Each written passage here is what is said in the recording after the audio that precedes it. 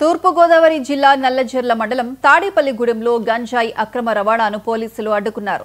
అల్లూరి జిల్లా నుంచి తమిళనాడుకు బొలెరో వాహనంలో తరలిస్తున్న 130 కిలోల గంజాయిని స్వాధీనం చేసుకున్నారు.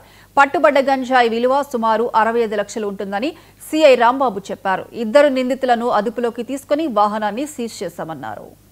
ప్రదేశానికి వెళ్ళగా నల్లగిరి అవుట్స్కట్స్లో ఉన్న పోలవరం గ్రామం దగ్గరగా ఇద్దరు వ్యక్తులు ఒక బొలెరో పికప్ వ్యాన్పై గంజాయి తీసుకురావడం జరిగింది.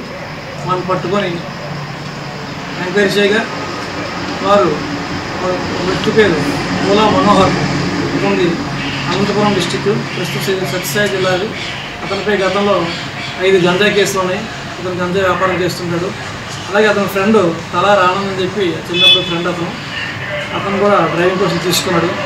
వీరిద్దరు కూడా విశాఖపట్నం ఏజెన్సీ ఏఎస్ఆర్ డిస్టిక్లో ఉన్న ఏజెన్సీ కాకరపాడు జంక్షన్ ఉంటుంది, యూరికి కేడీపేట మధ్యలో. అక్కడ వ్యక్తి గారు గంజాయి కొని 30 కేజీలు గంజాయి కొని రవాణా చేస్తుండగా మన సమాచారం పట్టుకోవడం జరిగింది. ఆ ఇద్దరు వ్యక్తులు అరెస్ట్ చేయడం జరిగింది. అదేవిధంగా గంజాయిని కూడా సీజ్ చేయడం జరిగింది. ఆ రవాణాకు ఉపయోగించినటువంటి ఆ బొలెరో వాహనం కూడా సీజ్ చేయడం జరిగింది. ఈ కేసులో ప్రపంచంలోనే అత్యంత ఎత్తైన శ్రీరామ్